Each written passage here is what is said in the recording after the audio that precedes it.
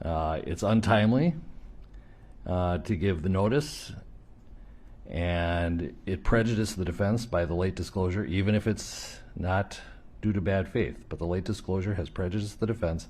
It's not going to be allowed. So Dr. Tobin will not be allowed to testify as to those lab results.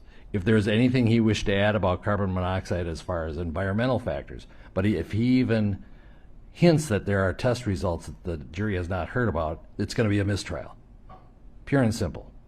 I want to first ask you about the issue of Mr. Floyd's potential exposure to carbon monoxide. Yes. Were you able to hear testimony regarding this yesterday? Yes, I was. Were you able to see this particular slide and the highlighted statement at the bottom? In 7 minutes, Mr. Floyd's carboxyhemoglobin could have increased by 10 to 18%. Correct. Yeah, I saw that. Would you first just tell us right off the bat, do you agree with that proposition that's highlighted there? No, I do not.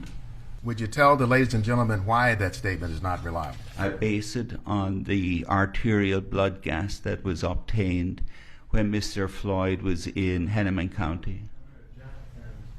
We know in Mr. Floyd that it was 98% saturated. So 98% saturated with oxygen? With oxygen when they measured it in Hennepin County. And that was 9/16, the time frame.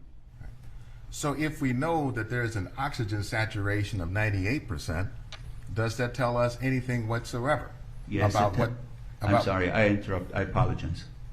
Does that tell us anything whatsoever about what the carbon monoxide content could have been at a maximum? Yes, it does. It tells us that if the hemoglobin is saturated at 98%, it tells you all there was for everything else is 2%, and so the maximum amount of carbon monoxide would be 2%. It tells you the maximum amount of carboxyhemoglobin.